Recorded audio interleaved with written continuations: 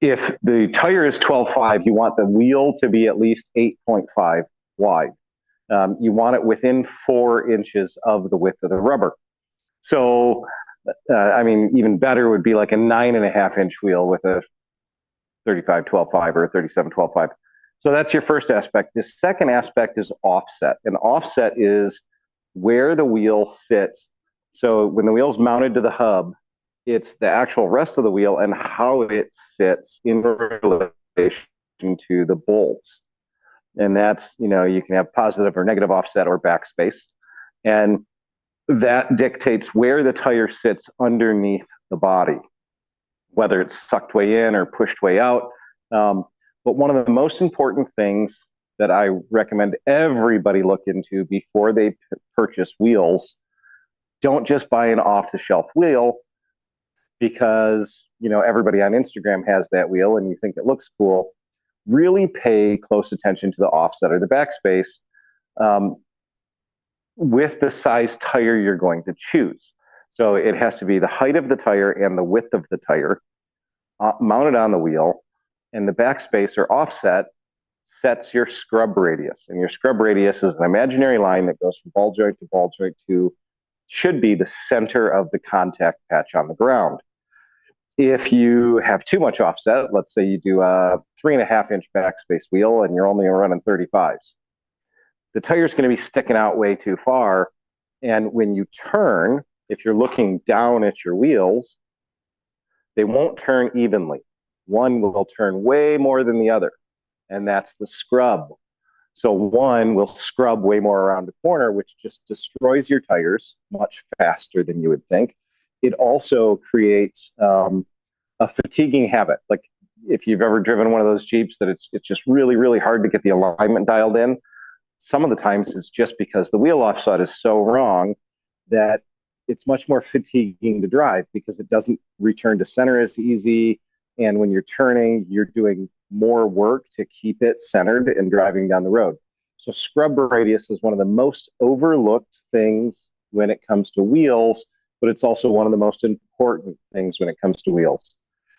So everybody who likes to sit in front of a computer, unlike myself, look up scrub radius before you purchase a wheel and do the math and figure out what the best backspace or is or offset so that you get the proper scrub radius.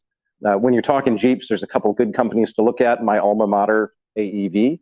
AEV's wheels are specifically designed with the scrub radius in mind, but they're limited. They're designed specifically for a certain size tires. Like the AEV wheels, they'll tell you, this wheel is good for a 35 to a 37, or this one's good for a 37 to a 40. And that's because the offset changes and it sets the scrub. So if you're looking at a different brand wheel, like a Fuel or a KMC or whatever, one easy rule of thumb is look at the specs of an AEV wheel and the size tire that it dictates on your vehicle, and then you can cheat without doing all the extra math because they've already done it for you. I like that. But most companies don't do that, right? So if you look at, and there's some amazing wheels out there, right? Fuel makes good wheels. Dirty Life makes good wheels. There's lots of companies that make these great wheels. But as a company manufacturing a wheel, they're manufacturing for the masses. So they're not doing all of that math for every vehicle. They pick kind of the easiest road to follow. So they go, okay, well, most people do 35, so let's build a wheel that fits a 35. So they usually offer one backspace or one offset. They don't offer a whole bunch of different ones because that's not cost effective to have so many things on the shelf. So do your research before you purchase a wheel. Don't buy a wheel just because it's cool. Do the research so that you get the best bang for your buck and the best component for your vehicle and the way that you want to build it. So let me ask you, that's my wheel spiel. Do wheel spacers change the scrub radius, or can they change the scrub radius? Yes, because it changes your backspace. Yeah, wheel spacers change your offset or your backspace. Wheel spacers actually move the whole wheel out, which essentially changes that location. And that's why, let's say you've got a brand new JL, and I'll speak about a JL, and you have factory wheels, but you want to run that skinny 37-inch tire. As long as the tire is within 4 inches the width of the wheel, you can buy the tire. And then you might need those wheel spacers to move that backspace out so you get the proper scrub radius and so that you can still turn. And there's lots and lots of different sizes of wheel spacers. You can get wheel spacers from a quarter, well, actually thinner. You can get wheel spacers from an 1/8 inch thick up to about 3/4 of an inch thick, as long as you have the right studs. And then you have adapters, which is, now you bolt the spacer on and it sticks it out even further. So you can do wheel spacers or adapters from about an 1/8 of an inch thick all the way to about 2.5 inches thick. And there's nothing wrong with them at all as long as they're properly installed and the they're adapters setting your scrub lugs. radius in the right spot. I'm really surprised that you could get a wheel spacer that's an 1/8 of an inch. That's interesting. I never knew that they made them Yes, that thin. I have stacks of them in the back, but yeah, you can get them from very thin, which that is literally just a spacer. So you don't have to bolt it on. It actually fits on, and then you put your wheel on.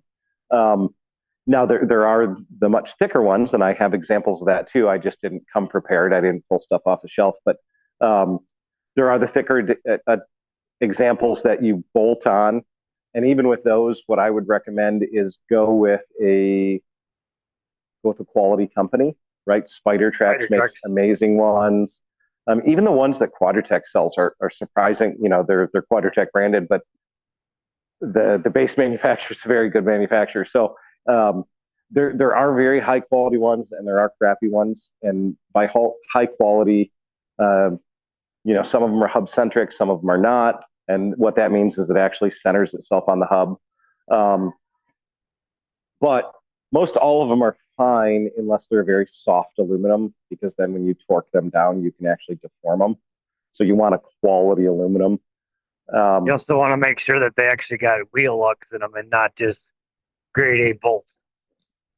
Yeah, you want quality, right? So you want wheel lugs, and you want to follow the manufacturer recommended installation procedure.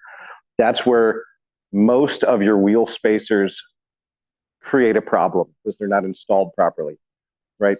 You buy a set, you go out in the backyard with your 4-way, you throw them on, you don't follow the torque spec, you don't use the Loctite that they provide, and then bad things happen.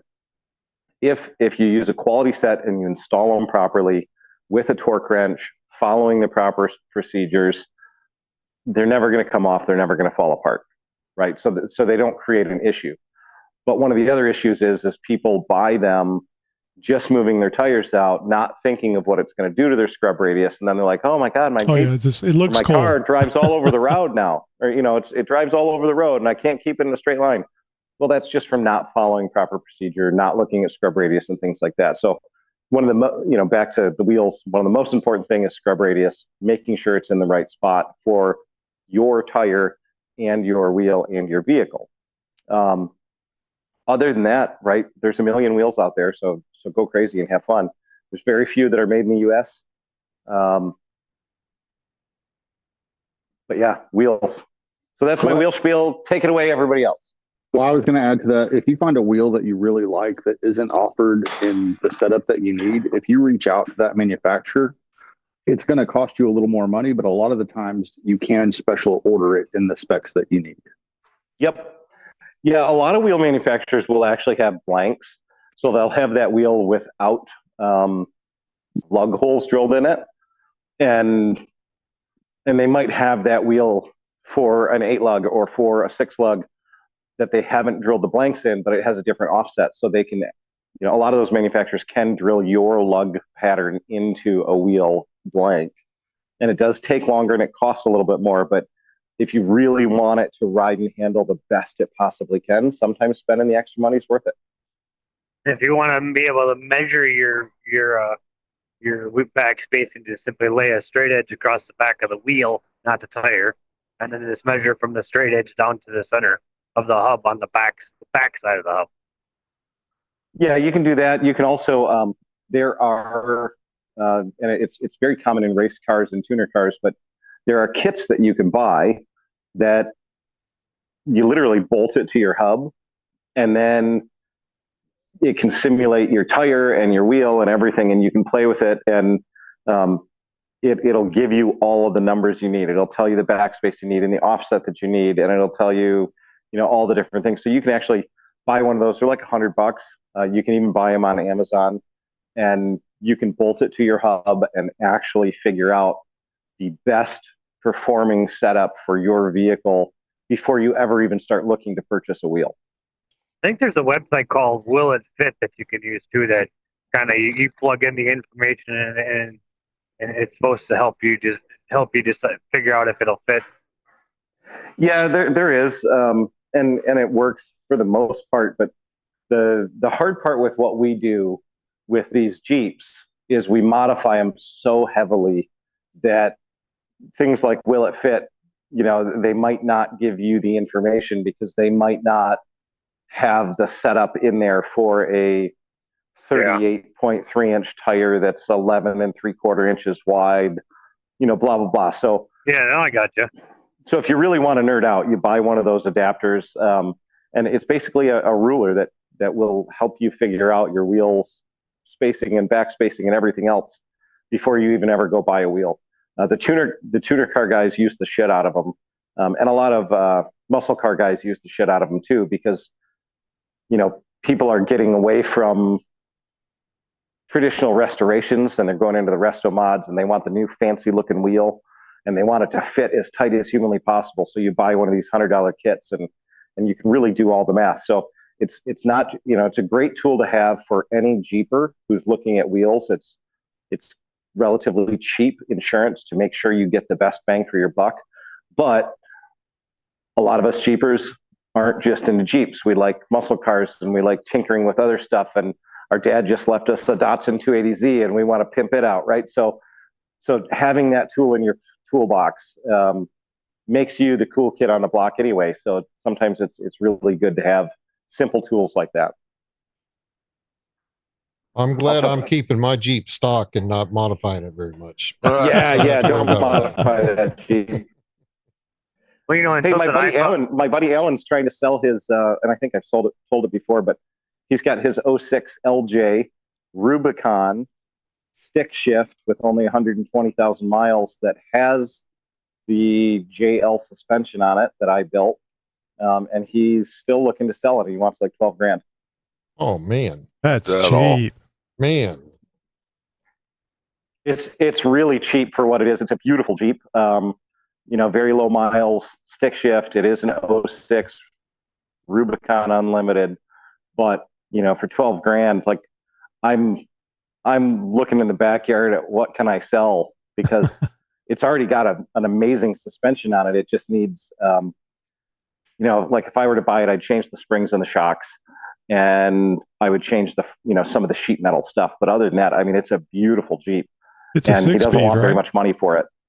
Yeah, it's the 6-speed. Yep. So that's the only downfall, is it's the 6-speed. That was the German transmission that Jeep was forced to use because of Daimler, but the NV 3550 is a way better transmission, the 5-speed, but it is a 6-speed, and it's really nice, and it gets good mileage, and it's already on 35s. Right now it has no lift in 35s, but really, really clean Jeep, and it's black, so it's a great starting point for somebody. Oh man. It's way cheaper than what you're doing right now, Rick. Yeah, I know. It doesn't have beefy axles. It just has the factory Rubicon axles. Does it have cruise control? It does have cruise control. Oh, there you go, Rick, right there. Yeah. You suck. Does it have a water avoidance system? Well, no, because that sits between the steering wheel and the front seat. So Yeah. If the duck is floating, you are. So back to Tony's original question, guys. I gave a fairly lengthy answer about wheels, but everybody else give their opinion and their thoughts on wheels. I was going to say, I noticed because I put 1.25 inch spacers in mine, when I did the WJ knuckle swap because it's a lot bigger brakes, and those bigger brakes, I liked about 1/8 of an inch of those brakes fitting in those 15-inch rims. So I put the I put the 1.25 inch spacers in there in order for all the brakes and stuff to fit in there. And I did notice that when I'm sitting still, like if I'm on a ledge and I'm sitting still and I turn my wheel left or right, I notice that the front end will shift a little bit to the left or to the right. And I think that's because of my scrub radius is off now because of that. But I'm going to 17-inch rims, and hopefully I will get all that corrected when I do that. I bet you it stops really good, which is an amazing thing. A TJ that actually stops. Yeah. It'll stop. Something to add to the backspacing thing too, when you're trying to figure out your backspacing, that when you're aired down, your backspacing, you're gonna need more backspacing when you're aired down than when you're not aired down. Because even like on mine, if I'm aired down, I can hit the frame rail with the tire. If I'm aired up, I don't need any extra backspacing. I got enough. Yeah, but I just air mine down on the bottom. It's not aired down on the sides or the top. Yeah, I get it. So just kind of curious, I think we all, don't let me speak for you, but I think we all do not care for the 20-inch wheels, maybe the 20-inch wheels, because it really is counterintuitive for airing down. Using that tire for traction, such a wheel. But does anybody know of a situation where scrub radius or any of that stuff that would be a bad thing to go with a 20 or a 22 on a Jeep? I guess Well, if you're running bigger than a 40-inch tire, your actual tire to wheel sidewall ratio will be roughly the same with a 17-inch wheel and a 37. Yeah, good point. Yeah. If you're running 44s, I don't think a 20-inch rim is going to make that big of a difference. Well, but, of course, what I'm saying is like a 35 with a 20. What I'm thinking. Oh yeah, or even a 37. Does anybody know of a situation other than just individual taste when it comes to that? They don't have taste. That's the problem. Pro dozer. Yeah, I saw one yesterday. Actually, it was a white JKU. It was like 20-inch. I was like, "Where's the wheels? Where's the tires?" They've got 18 amplifiers and 78 speakers in that. Drop down steps and all the works. But that's what they want to do. I mean, that's what they want to do. Their Jeep life. Yeah, but I mean, we may have some individuals that go that direction with their. That's the reason why. Because I'm sure they're thinking, well, I've got these, or I'd like to go with 22-inch wheels. I know nobody likes it. No quote unquote real Jeeper likes it. But what I want to do is it going to cause me an issue? As long as you get your backspacing and your offset right, it won't be any different. But even then, like my dually has 20-inch rims with 35-inch tires.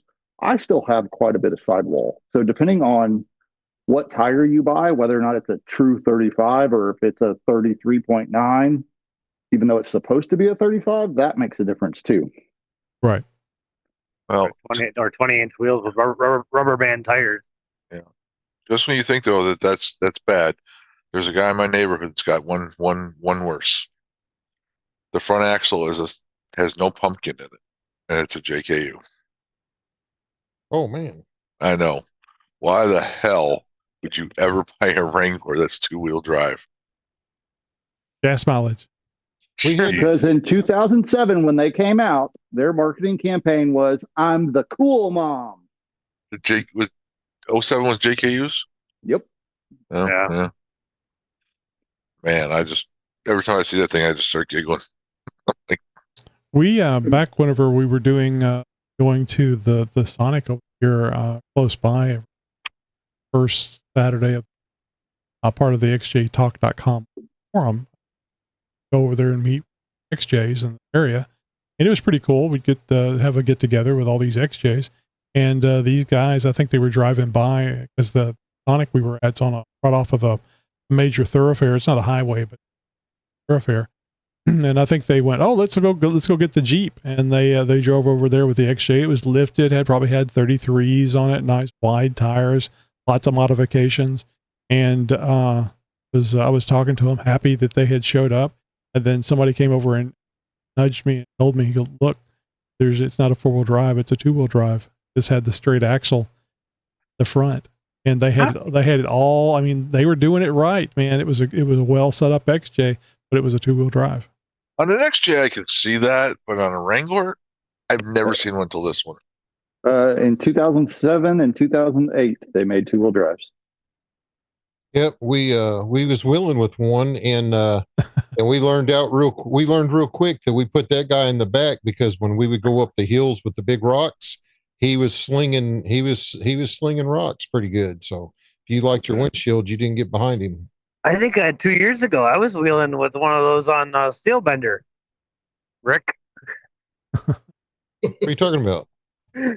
but when you had your drive shaft, when you pulled the drive shaft out. Oh, wow. Jeez. God damn, man, that's harsh. It's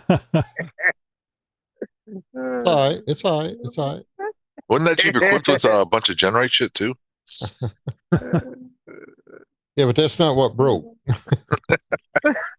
That's the same chill that cost Roger's wife's Jeep, too, if I remember right, so. Oh, yeah. And who was driving when that happened? Hey, if you ask my wife, it's her fault, not mine. Oh yeah, because she let you drive. She's adamant. It's her fault. All right, let's try a new segment. We did this the other day for our roundtable. Not our roundtable, on our flagship 2 with April, and April had a good time. It's called Ask a Grok, and I think I'll ask the first question of Grok. Grok, do you know what scrub radius is? Yeah. Square breathing is a technique to calm your nerves and focus your mind. It's called square because it follows a 4-part cycle. I'm sorry, I said scrub radius. Okay, no worries. I got you. Square radius isn't really a standard term, but it sounds like you might be referring to the radius of a circle inscribed Grok, in I don't think you can circum- hear me. Does anybody have a question for Grok? I mean, you may have to use phonetics for Grok. Grok, what is scrub radius? Shit, I'm not in the business of handing out rooms. Did you mean like square footage or some wild geometric hotel? Oh, Sounds like you're stirring up a storm with square radius, though. So, Since you're Grok, I asking want you about to do me a favor. We have Greg Henderson here of Unofficial Use Only, and he likes wearing kilts. Can you give Greg any kind of idea about what the bad idea about wearing kilts, if it's a good or a bad idea? All right. So if Greg Newsom's out here rocking kilts unofficially, there's some pros and cons to break down for him. Because he's all about that breeze. All right. So Greg Newsom's out here rocking kilts, huh? Hello. Let's break it down for him. Pros. Kilts are crazy comfortable, loose, breathable, and great for hot days, especially if he's in a warm climate. They're versatile too. You can dress them up for weddings or keep it chill for casual hangs. Plus, they're a Casual bold hangs, I style like move. that. All right, does anybody have another question for Grok before we wrap this up? Grok, ask Grok a question. Hey Jeepers, it's Tony here from the Jeep Talk Show. We're not like everyone else, and neither are our rides. While they're worried about parking lot dings, we're out there earning battle scars. But your windshield, that deserves better than becoming another casualty. Windshield defense by Racing Optics is built for people like us, the ones who see a road closed sign as a suggestion. Triple layer, race tested, and tougher than a $2 steak. Give me the ketchup, please. Installs in just under 30 minutes because we know patience isn't your strong suit. Got chips or scratches from your latest adventure? Just peel off the top layer and you're good to go. It's like having a reset button for your windshield. And we all know how much we love a good do-over. Made in the USA for over 25 years, just like the spirit that drives us. Save 20% with code JTS20 at windshieldefense.com. Free shipping anywhere in the U.S. Stay different, stay protected. Windshield Defense, the clear choice. Yeah. All right, Since we're on a Grok. Thank you very much. I'm sorry that you couldn't understand scrub radius. When I asked about scrub radius, I was talking about on Jeeps, the tires. Depends on how they're offset, and the the backspace is for the scrub radius of the tires. And you don't know anything about that? Gotcha. Square radius on Jeep tire. That's about how the offset and backspace affect the tire's fitment. All right, Grok. Well, thank you very much. You've embarrassed the Jeep Talk Show.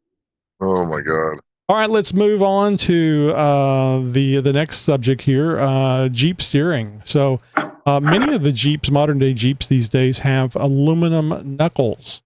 Does anybody have any information that for our newbies out there that maybe they don't even know why aluminum is a bad thing for knuckles? Maybe they don't even know what knuckles are. I think I've got them on my 2021 Jeep Gladiator, and I don't want aluminum ones. I want steel ones. So, anybody have anything they want to add to that?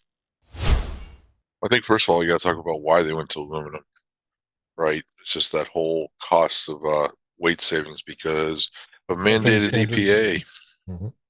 right?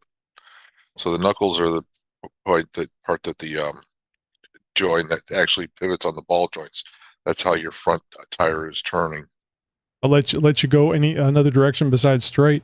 And that's not the only. They didn't stop aluminum on the knuckles. I mean, the doors, the hood, I believe, are all aluminum. Maybe some more aluminum on there. The tailgate, top are all it's all that aluminum stuff, and it's all part of the weight savings. That's why they went to it. Which the door's not going to take the kind of abuse that your front suspension's taking, right? And you start putting more weight of the tires, the bigger wheels, like we were talking about, and that's put more stress on the ball joints. The ball joints press into like holes, essentially like a donut hole in the knuckle, like joints all together. And as it stresses it, it's moving that ball joint where it's pressed into that hole back and forth. And it kind of wallows. How do you say it in Texas? Wallers out. Yep. Wallows. I'm going to say wallows because that's the proper way to say it. Wallows the hole out where it's no longer a circle, becomes an oval.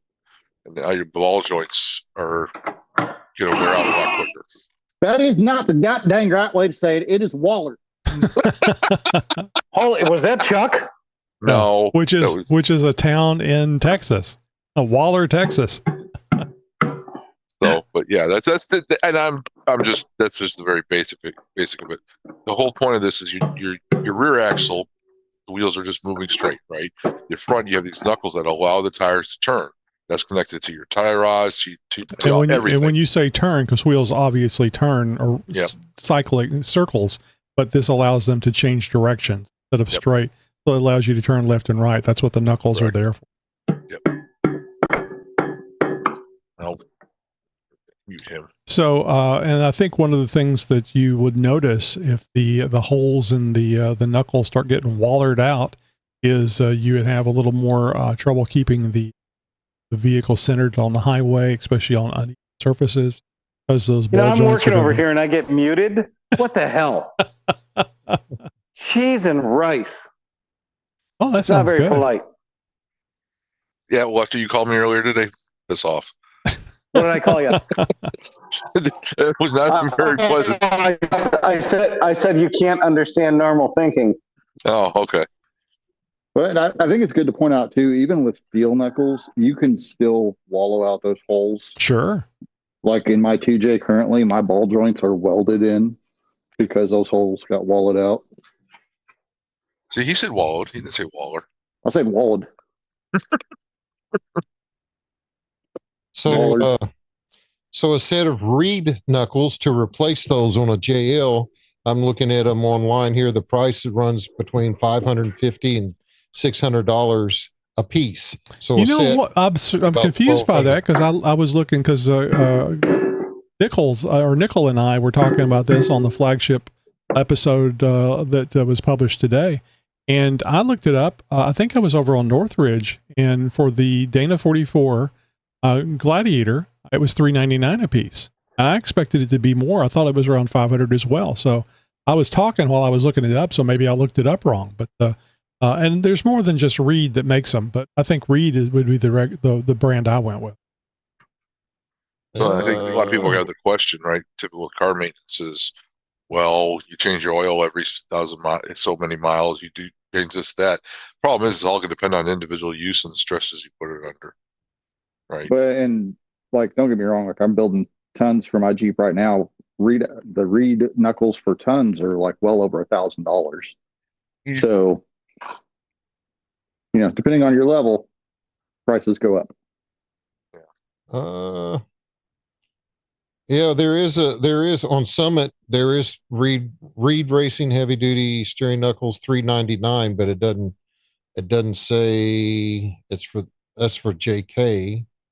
Yeah, I was just looking, and the one I was looking up was JK. So I'm trying to find the JT right now. Yeah, the one I'm finding for the JT Gladiator JT heavy duty, and that's not a Reed, it's a jacket, is $499. The Reed Racing is $995 in Poly Performance for a set. That's for both sides. So it's about $1,000, 1,000 to 1,200. Yeah, and I don't know that they're necessary. That's something that you really have to do. But I figure if you're putting in some RCVs and doing other things, trussing your axle, maybe all that stuff, that taking the aluminum knuckles might be a good thing to do. All the rest of that stuff. I mean, how much is just a factory set of steel knuckles? Oh, that's a good question. Probably twice the price. Maybe you can find them on eBay. Front door motion. Front tree motion. Someone's getting invaded. I heard that there might be, and correct me if I'm wrong, maybe I heard wrong, but there's a sleeve you can put in there on the aluminums. Has anybody seen or heard that? I thought I heard that somewhere. That's something that I'm surprised that they didn't do, because I mean, those aluminum blocks are a thing. You get the displacement, but you don't have the weight, and then they sleeve the cylinders with steel. They could have done the same thing with the aluminum knuckles. I mean, I know it would have been more expensive, but certainly it would have been better than getting that hole wallered out. Well, I mean, even with blocks, they even sleeve, cast iron blocks. Those are still sleeved. Let's see. Rock Jock has some for $899.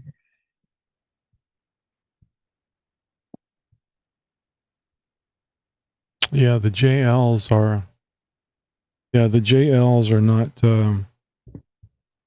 very expensive. Well, shit.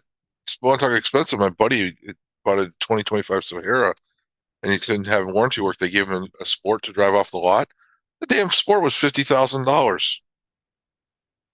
I was like, you got to be freaking kidding me. Let's see what Rock Auto says a factory set, if they have the factory ones. Oh, that's a good place.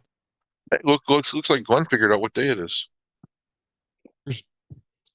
Here's one on eBay. OEM Mopar front passenger right steering knuckle JL Rubicon. Rubicons are steel, right?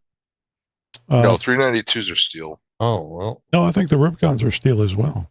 Rubicon, Mojave, and 392s.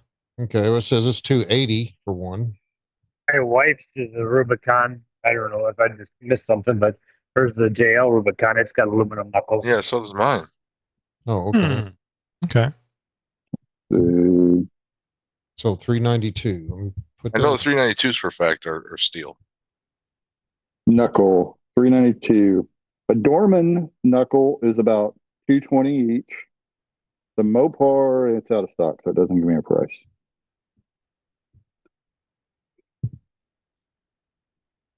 But for the Dormans, which is generally considered an OE quality-ish, is about $500 per set.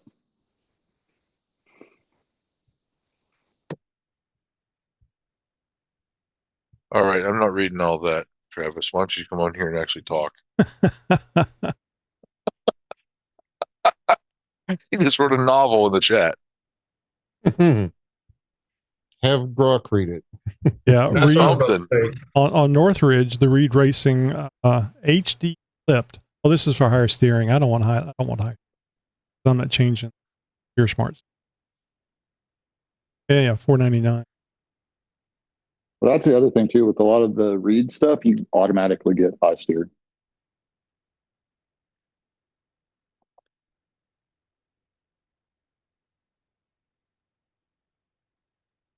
All right, Reed Racing HD replacement knuckle driver side, $499.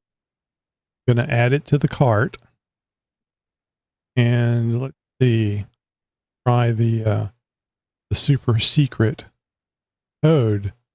Patreon subscribers. See if it gives me anything off. Oh, it says it's free. So coupon code doesn't work for. Another thing with like Rock Auto, there's always some 5% code, which isn't a lot, but It's 5% on 5% on 500 adds up. Yeah, helps with shipping. It's the 5% code. Google it. There's always one. 5 off. Just give me your credit card information, Tony. I'll get you my military discount on it. Will you keep it at your house and put it on your Jeep? No, we'll ship it to you. I'll have your card number, so I might have to buy something to fit on mine. I can order As a another. service charge. I can order another card as soon as it goes through. Report that one stolen. Teach you a lesson.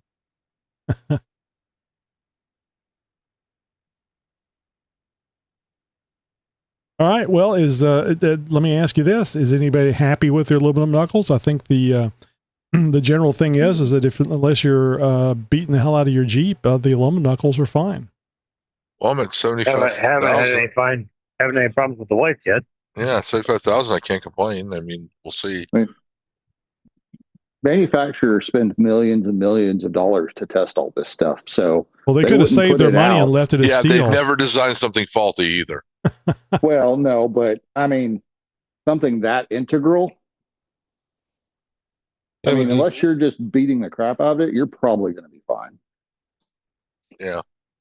Yeah, but designing it for stock rims and stock tires is not the same as, I mean, the weight of them tires and everything goes way up fast. I mean, my Jeep doesn't have aluminum knuckles. Yeah, well, your Jeep doesn't have a radiator half the time either. Wait, hold on. Didn't they design the JL to be able to put 37s on? I don't know. That's true. I thought they did. I think you're right. Yeah.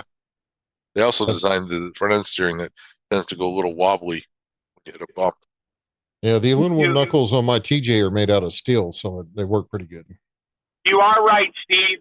My aluminum radiator did fail, and I threw it away and put a factory. You are right. And I'd rather have I'm over here in the radiator, corner but working away trying to comment, and I can't because somebody keeps fucking muting me. Because all we hear is rattle, rattle, thunderclatter, bang, bang, bang. It was really overpowered. I was really surprised that he was really holding himself back, and because I knew there was like 10 times in there that he was going to say something, and I didn't hear him. I was like, "Oh, is he still connected?" You need one of those little meters that shows when I'm yelling in the background. Jesus, I don't even remember what I wanted to say. I was so wound up. Well, the floor is yours. So the aluminum knuckle, good idea to leave it or replace it with steel, Greg? Well, it should be a pretty good indication when the OE, which is cheap, doesn't put it on anything they think you're going to off-road with, right? So they build you a 392 with big tires. Oh, no, can't go on that. Oh, they build you a Rubicon. Oh, no, can't go on that. They build you anything that they think is going to go off-road, they don't put them on. Well, there's your reason. I thought they were on some of the Rubicons. That's what we're hearing, Greg. Well, they were on some of the Rubicons, but not so much anymore. Probably just the blue ones because they figured they weren't going to be taken off-road. Just the mall crawler Rubicon. But you also have to realize for the OE, right? And this is for Stellantis or for Jeep. 95% of Wranglers purchased don't go off road. Right. So it doesn't really matter. And I'd bet it's higher than that. Yeah, it's probably higher than that, but so the basis is that 95% of them don't get used and abused, so it's not as important. If you're into off-roading, ditch the aluminum knuckles. Right? If you're on stock tires and you're into off-roading, ditch the aluminum knuckles. There we go. I like that. Makes it easy. Don't Yeah. even have to go to AEV and see what they have over there to cheat. Well, I don't think that they sell an aftermarket knuckle over there, but yeah, it's if you're going to be more hardcore and you're going to get into off-roading, it doesn't matter if you have a Sport, a Sahara, whatever soccer mom Jeep you own, it doesn't matter. It's very easy and it's relatively cheap to buy the steel knuckles or the cast knuckles. Just get rid of the aluminums, put those on, put some good steering on like Steer Smarts, do a couple other things, and enjoy your Jeep without the failure points. Have you used those ball joint deletes yet, Greg? No, I saw them yesterday. I was upstairs and saw them sitting on the shelf, but no, I still haven't installed them. I'm just curious. I mean, I'm sure you will, but let us know if you use those and what you think about them. I think it was a great idea, but I know there's been at least one failure out at Moab, so I don't know how good they are. Yeah, I mean, I've seen several failures, but I've seen lots of ball joint failures. So, I don't know. And even the Rev version that they're on now, when I got my first set, that was one of their early sets, and their design is almost completely different today than it was then. Really? I did not know that. They've made improvements. So it's probably a stellar idea. I haven't physically used it, or have I needed to. And the vehicle that I got them for that has JK knuckles is my Roxor, and my Roxor only has 3,000 miles on it. Now, mind you, it's 3,000 miles, almost 100% in hardcore off-road situations, but it's still 0 miles, right? So it don't need it. I haven't needed them, and I think I sold the Roxor, so I'm just waiting for the check to show up, and then I'm going to cut it all up. So, a quick question: will JK knuckles fit on a JL? I don't know. I haven't tried that, so I don't know.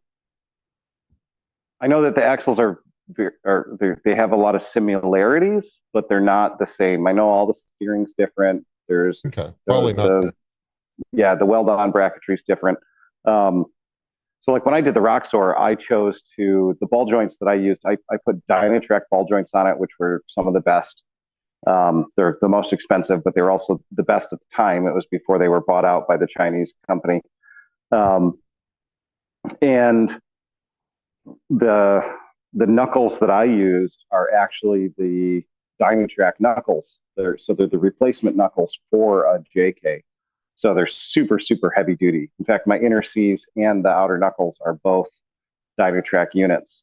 So they're incredibly heavy duty compared to the factory stuff, because I didn't ever want to have to weld to the inner C's and brace them up, because I knew how I was going to drive the thing. I knew I was going to beat the piss out of it.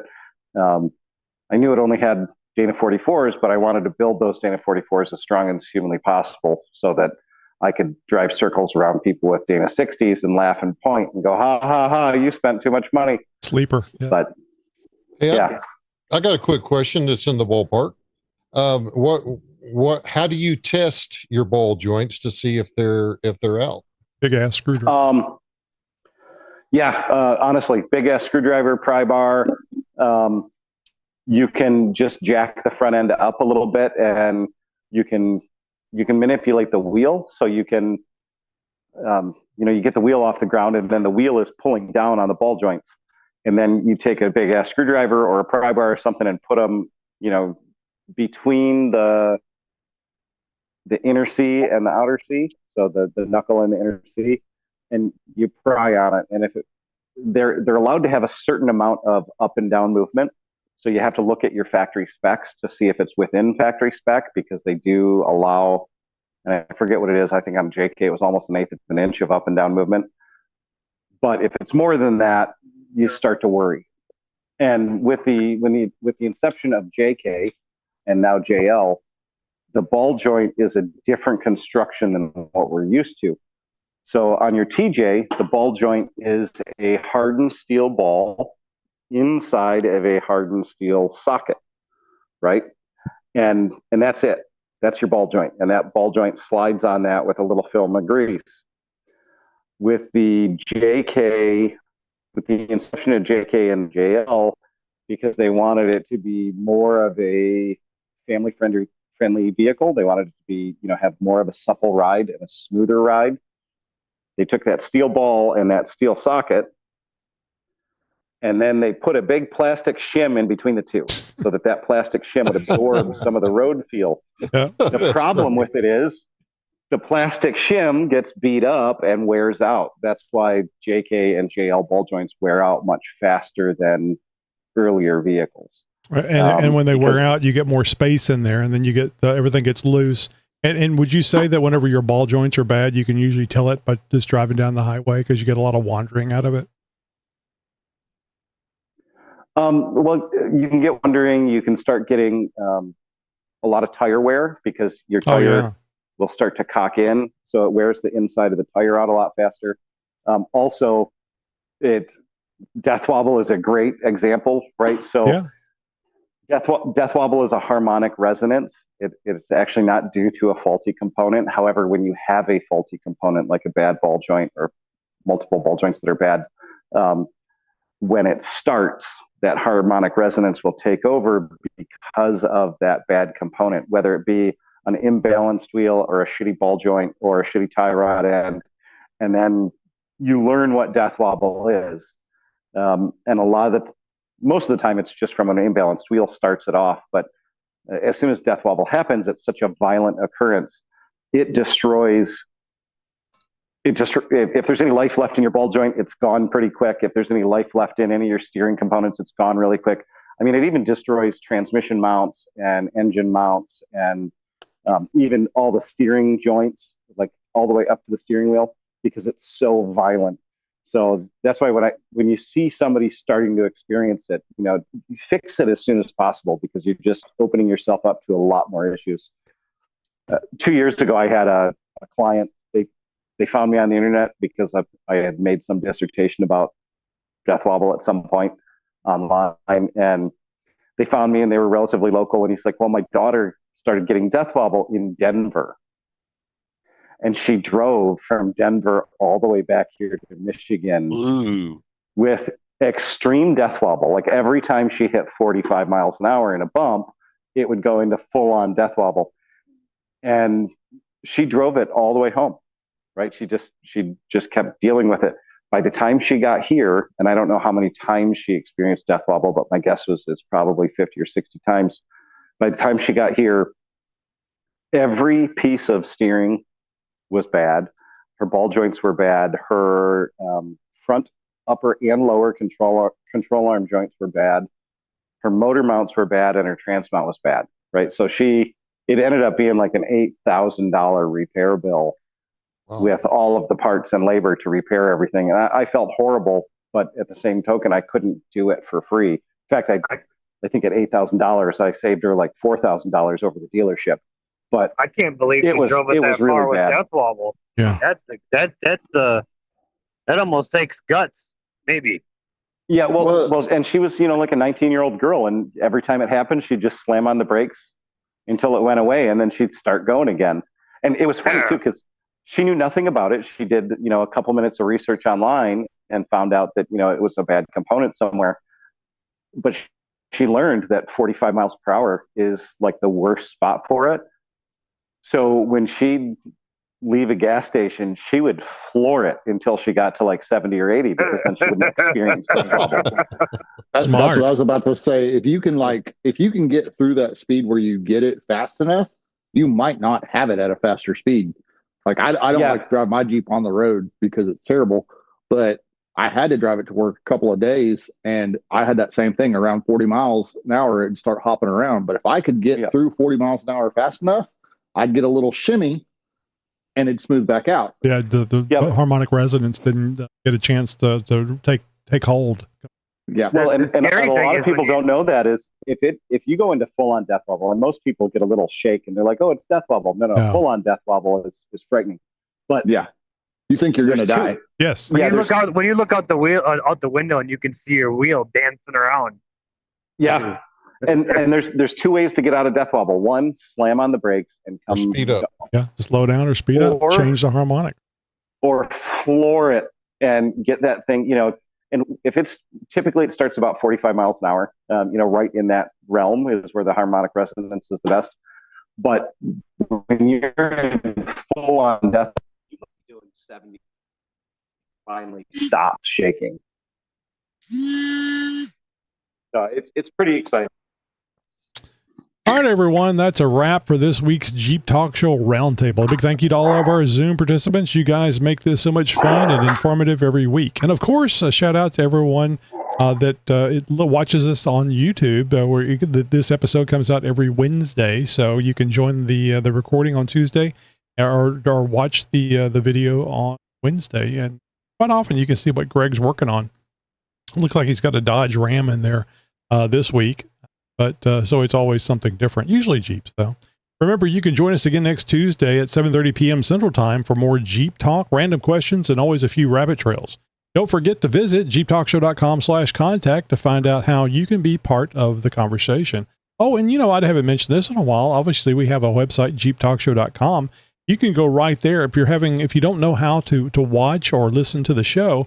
That is absolutely the easy way to do that. You can just go to jeeptalkshow.com, and right there on the very front page will be the latest Jeep Talk Show episode, and you can listen to it or watch it episode by episode right there. We're also on Spotify. I love Spotify. I think Spotify is just wonderful because you can switch while you're listening. You can switch to video and then back to audio if there was something that you wanted to see. So Spotify does a really good job with their player. So it's just an app that you can put on your phone and you can consume the Jeep Talk Show that way. Some people like the YouTube. They've got a Fire TV set up and a TV set up in their garage that they use to help them work on their vehicles by watching YouTube videos. And when they're not watching YouTube videos for working on their vehicle, they're watching the show. Of course, they're not watching it 100%. They may be working on their Jeep, doing other things, but they can listen and look up at the TV whenever something interesting comes on. Like every time they hear Rick's voice, I think they're looking up at the TV. So I get that. And also too, I think it's kind of interesting. I love seeing you guys working on your vehicles while you're here on the roundtable. I think that's always really, really cool that we don't have people just sitting in front of the computer in their house. They're outside working on their Jeep. And of course, we see Greg doing that all the time. Greg's always working on something, but we haven't seen Rick working on his Jeep in a while. Rick, are you done with your Jeep? Reason why we're not seeing you work on it? Nope, it's just been so stinking hot, and the mosquitoes here in Arkansas will carry you off. Yeah. Put them to work. They ought to be able to torque things, those wings. All right, so thanks again, and we'll see you next week. You guys have a great week. Broadcasting since 2010. You're my friend. You're my new friend.